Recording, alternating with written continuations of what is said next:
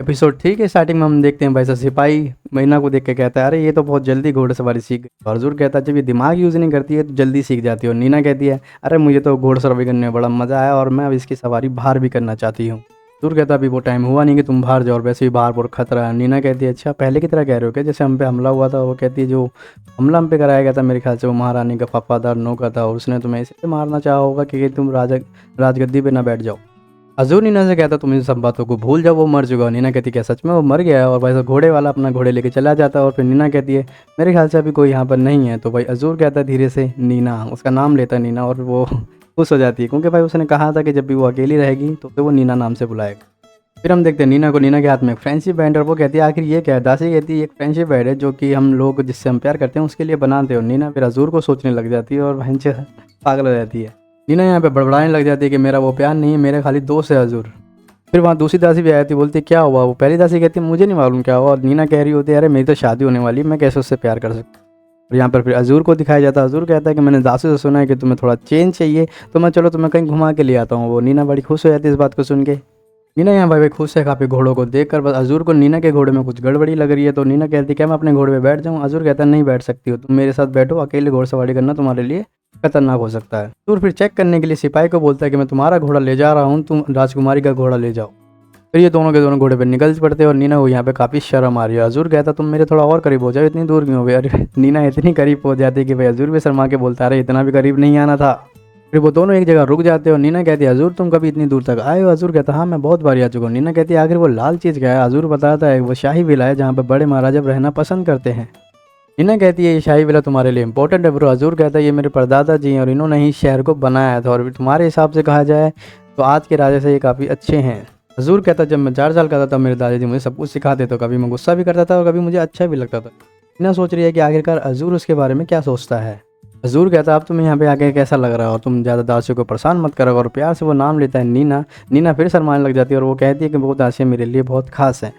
नीना भी हज़ूर के लिए भाई फैंसी पैंप बना लिया और वो कहती है, मैं बाहर जा रही हूँ। और वो जा रही होती है हज़ूर के पास।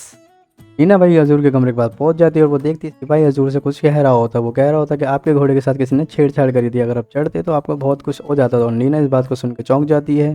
भाई कहता है, ये दिन पर दिन हद से बढ़ते जा रहे हैं और ऐसा चलता रहा तो मैं आपकी मदद नहीं कर पाऊंगा, हमें महाराज से ये बोलना पड़ेगा। और वो कहता है, नहीं तुम महाराज से नहीं बोलोगे, अगर ये देश ऐसा चाहता है तो मैं मरने के लिए भी तैयार हूँ। हज़ूर कहता है कि मुझे कुछ भी नहीं होगा क्योंकि मैं तारों की छाँव में पैदा हुआ। और नीना इस बात को सुन के काफ़ी गुस्से में आती है और गेट खोल के अंदर जाती है और चिल्ला के कहती है, हज़ूर। और हज़ूर कहता है, अरे तुम फिर से आ गई। नीना यहाँ गुस्से में कहती, जब तुम्हें पता है तुम खतरे में हो तो तुम कुछ करते क्यों नहीं। और हज़ूर कहता है, अरे जो होना होगा वो होगा। वो कहता है, वैसे ही मेरी जान इतनी कीमती नहीं है। और नीना कहती है, हाँ तुम्हारी जान कीमती नहीं है। नीना कहती है, अगर तुम मरी जाओगे तो मैं सब किसके लिए कर रही हूँ। हज़ूर कहता है, अरे कुछ नहीं होगा, तुम बस अपना किरदार निभाओ। और नीना गुस्से में अपना फ्रेंडशिप बैग फेंक कर वहाँ चले जाती है। हज़ूर वो फ्रेंडशिप बैंड देख लेता है नीचे गिरा हुआ। और भाई अलीशा भाई महल में जा रही होती है, ये कहते हो कि हज़ूर को तो अपनी जान की परवाह ही नहीं है। उतने में महाराज भी वहाँ आ जाते हैं और महाराज कहते हैं, अरे अलीशा तुम यहाँ क्या कर रही हो। महाराज कहता, हमने सुना था कि आप बहुत बीमार है इसलिए आप फेस्टिवल से जल्दी चले गए थे। और नीना सोच रही होती है कि आखिर मैं कैसे बताऊं कि महाराज ने वहाँ पे गुंडे भेज दिए थे इसलिए मैं फेस्टिवल से जल्दी चली गई थी। महाराज कहते हैं कि आपको कोई ज़रूरत हो तो आप मुझे ज़रूर बताता हूँ। नीना कहती है, मैं महाराज पर भरोसा नहीं कर सकती, मेरी नज़र में कोई ऐसा बंदा है क्या जो हज़ूर की मदद करे। दासियाँ नीना के लिए चाय लाती है और नीना वहाँ पर होती नहीं क्योंकि नीना भाई घोड़ा लेके जा रही है बड़े महाराज के पास और वो बीच रास्ते में गिर जाती है। नीना कहती है, मैं किसी और को नहीं खोना चाहती इसलिए मैं बड़े महाराज के पास आई हूँ। फिर हम देखते हैं बड़े राजा को। बड़ा राजा कहता है कि आपको बिना किसी इजाज़त के आप यहाँ पर क्यों आ गई हैं। और वो कहता है, चलो कोई बात नहीं, चलो अपना सर उठा लो। और अलीशा कहती है कि मेरा नाम है अलीशा सेट फोर्टना। अलीशा यहाँ कहती है, मैंने सुना आप बहुत ज़्यादा पावरफुल हैं तो आप हज़ूर को बचा लीजिए। हज़ूर के ऊपर एक बार हमला हो चुका है फेस्टिवल ऑफ स्टार के टाइम पे, और यहाँ पे अभी थोड़े दिन पहले ही उसके घोड़े के साथ भी छेड़छाड़ करी है, तो हज़ूर बहुत खतरे में है, आप उसकी जान बचा लीजिए। महाराज कहते हैं कि आखिर ऐसा कौन कर सकता है। नीना कहती है, मुझे महारानी पे शक है महाराज, क्योंकि उन्हें लगता है राजकुमार हज़ूर पहले राजकुमार की गद्दी हथिया लेंगे। महाराज पूछते हैं कि तुमसे क्या हज़ूर ने ये बात कही है। वो कहती है, नहीं ये सब बस मुझे लगता है इसलिए मैं आपको कह रही हूँ।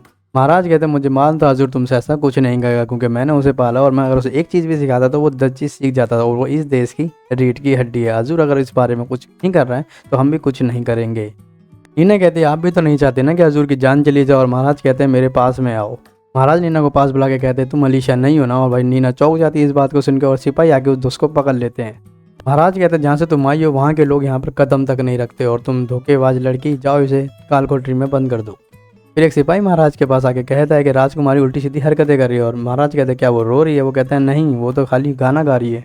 अलीशा पिंजरे में कोई दिक्कत नहीं हो रही होती, वो बस ये सोच रही होती है कि उसकी वजह से किसी और को सज़ा ना मिले। नीना बोलती है जब सब कुछ ठीक हो जाएगा तो मैं महाराज से फिर से बोलूँगी कि हजूर की रक्षा करे, पर मैं ऐसा जब कर पाऊँगी जब मैं महाराज को इम्प्रेस कर पाऊँ, तो पर उसके लिए उसे कुछ करना पड़ेगा जो कि उसे पता ही नहीं क्या करना है उसे।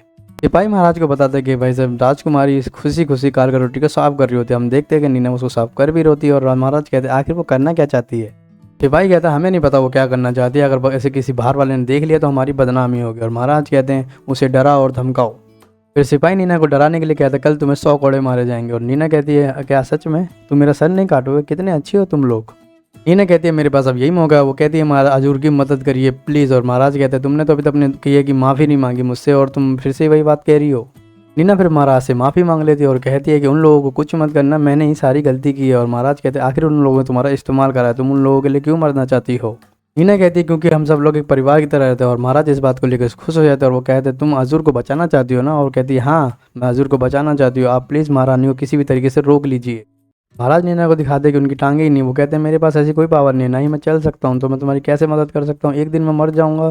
तो नीना भाई इस बात को सुन के सैड हो जाती है। महाराज कहते हैं मैं तो कुछ नहीं कर सकता बट अलीशा कर सकती हूँ, क्योंकि वो बता देंगे गलकाटा वालों ने दोस्ती के चलते हुए राजकुमारी अलीशा का हाथ मांगा था और अगर वो मना कर देते तो वो लोग उन पर हमला कर देते। महाराज नीना से कहते हैं अगर शादी हो भी जाए तब भी वो हम पे हमला करेंगे। और नीना कहते हैं कि हम कुछ भी नहीं कर सकते अब। महाराज कहते हैं हम तो अब कुछ नहीं कर सकते, खाली अलीशा ही फोर्टना को बचा सकती है, मतलब नीना। फिर हम देखते हैं वहाँ हजूर भी आया था और महाराज कहते हैं ये तुम्हारे को बचाने की रिक्वेस्ट लेकर आई थी। और वो कहता है नहीं ये सब मेरी गलती है, ये योजना हमारी थी। महाराज कहते हैं मुझे सब कुछ पता है हजूर, तुम शांत रहो। और वो कहते हैं कि हमारी ये बातें करी हम लोगों के अलावा ये 2 सिपाही और जानते हैं, आज तुम यहीं रुक जाओ और कल चले जाना। हजूर कहता है कि आप मुझे कुछ भी नहीं करेंगे। और महाराज कहते हैं मैं आज बहुत खुश हूँ। और भाई हजूर वहाँ से नीना को लेकर चला जाता है। फिर हम देखते हैं हजूर का सिपाही भी पहले महाराज के आगे आ जाता है, मतलब महाराज को पहले ही सब कुछ पता है कि नीना एक राजकुमारी नहीं है, नॉर्मल लड़की है। और वो कहता है कि राजकुमार को वही आगे लेके जाएगी। हजूर नीना को यहाँ पे भाई वेस्टर्न राज दिखा रहा होता है और कह रहा होता है पहले मुझे ये जगह बहुत पसंद थी। और नीना बोल रही है कि भाई ये मुझसे नाराज़ नहीं है, लगता है मैंने इसको काफ़ी दिक्कत जरूर दी होगी। नीना यहाँ हजूर से कहती तुम्हारी आंखें महाराज से नहीं बल्कि बड़े महाराज से ज़्यादा मिलती हैं। हजूर भी नीना को सच बताता, वो कहता है कि मैं भी एक नकली राजकुमार हूँ, एक राजकुमार पहले 4 साल की उम्र में मर चुका था, उसकी जगह मुझे यहाँ लाया गया और मुझे सब कुछ सिखाया गया तुम्हारी तरह। फिर महारानी को पहला बच्चा हुआ जिसे पहले राजकुमार का दर्जा दिया गया और हजूर को वहाँ से हटा दिया गया और उसे सलाहकार के रूप में रख लिया गया। हजूर कहता मैं कुछ भी नहीं हूँ नीना, वो चाहते तो मुझे पहले ही निकाल देते जब राजकुमार पैदा हुए थे, तुम और मैं एक जैसे ही हैं नीना। हजूर फिर बताता है गलगाट वाले सुनहरी आँख वालों को इसलिए मारे थे ताकि कोई राजकुमार या राजकुमार की जगह ना ले। इसलिए जब उसने उसके बारे में सुना नीना के बारे में तो वो उसे बचाने के लिए गया। अगर नीना की आंखें नीली नहीं होती तो वो भी उसे वहीं मार देता। हजूर फिर यहाँ पे नीना को अपने दिल की बातें बता रहा होता कि कैसे वो उसको पसंद करता, उसकी आंखें को पसंद करता, इसलिए वो उसे मरना नहीं देना चाहता। और नीना भी यहाँ कहती है भले तुम राजकुमार के लगते हो या ना लगते हो बट मैं भी तुम्हें मरने नहीं दूंगी क्योंकि तुम मेरे लिए बहुत महत्वपूर्ण हो। नीना यहाँ कहते हैं मोहल्ला में अगर राजकुमार बन भी जाएगा तभी तो तुम देश की सेवा कर सकती हो। और हजूर कहता है नहीं ऐसा मैं नहीं कर सकता, लोगों को परेशानी होगी मेरी। और वो कहती है मैं ऐसा नहीं होने दूंगी। नीना कहती है अगर तुम मर गए तो मुझे मेरे नाम से बुलाने वाला कोई नहीं रहेगा। हजूर कहता तुम दासियों से कह सकते हो तुम्हारा नाम बुलाने के लिए। वो कहती है नहीं मैं बस तुम्हारे मुंह से अपना नाम सुनना चाहती हूँ, मेरे लिए बस तुम ही हो। हजूर यहाँ नीना की फीलिंग को देखकर रोक नहीं पाता खुद को और वो भी अपने प्यार का इजहार कर देता और भाई उसे किस कर लेता है। हजूर फिर नीना की आंखों को बंद करके कहता है कि सोचो ये एक सपना, और वहाँ से गुड नाइट कह के चला जाता है। नीना कहती है ये सपना नहीं सच है, मतलब नीना बहुत खुश है भाई लोगों।